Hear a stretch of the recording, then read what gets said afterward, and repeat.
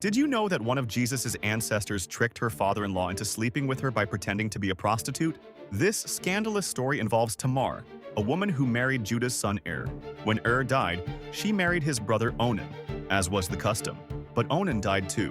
Judah promised her his third son Shelah, but he broke that promise, leaving Tamar childless and desperate.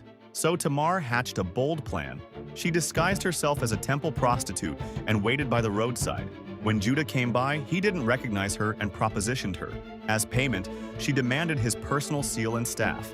Months later, when people discovered Tamar was pregnant, Judah ordered her to be burned alive for adultery. But then Tamar revealed the seal and staff, proving Judah was the father. This story shows how God uses broken people and messy situations for his perfect plan. Tamar's desperate act of deception actually secured her place in the messianic line. Sometimes God's grace works through our failures in ways we never expected.